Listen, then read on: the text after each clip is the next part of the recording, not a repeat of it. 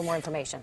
Shannon, I'm at the newsroom. I wanted to grab him really quickly to walk us through a map of the airport based on the information we know. So if you take a look at this is Fort Lauderdale Hollywood International Airport, a layout of all of the terminals. Can you run us through what we know so far? We know that the suspect, according to authorities, was at Terminal 2 baggage claim, had flown in from Alaska on a Canadian airliner of some sort. So where did the activity happen as far as the shooting and baggage claim?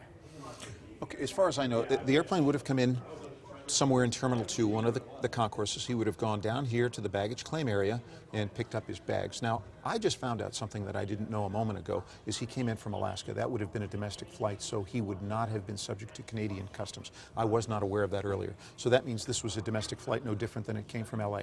So he would have been downstairs here in the baggage claim area, picked up his gun, walked into the bathroom, unloaded it, put the ammunition in, and began a shooting. And we've seen a lot of police activity, of course, throughout the afternoon as they say they continue to go through and make sure every area is secure before they allow people either in or out. Where are we seeing the majority of that? The people on the tarmac who were just out there standing, where was all that based on this map? As was reported earlier, that there were multiple shooters. As far as we know right now, that was not the case. But look at all of these big areas here, Terminal 1, 2, 3, and 4.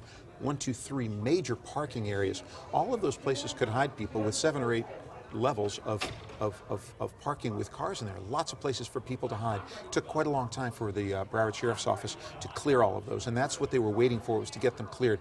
Is it 100% certain that there's not still a second shooter? No, we don't know.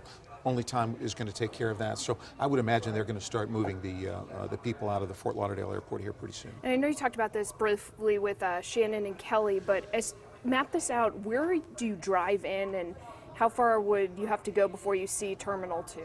Okay, you come in from the main road. This is 595 here. You're going to come around. This is the main entrance into here. Terminal 1, Terminal 2, that's where the shooting took place. Terminal 3, and then Terminal 4, and then this is the exit. And there's multiple exits here to the south and back to the north. So in order to park, there's multiple entrances to get into the parking garages. So again, if that second shooter was there, which we still can't be 100% certain of, that is 3 areas that the police are going to have to clear. Which is why we saw so much activity there. Correct. Okay, well, thank you so much. It was definitely helpful to see it on a map. And Shannon and Kelly, I know it's hard to picture, even though we've all been there so many times, but this was definitely a good layout, so thank you. You're welcome.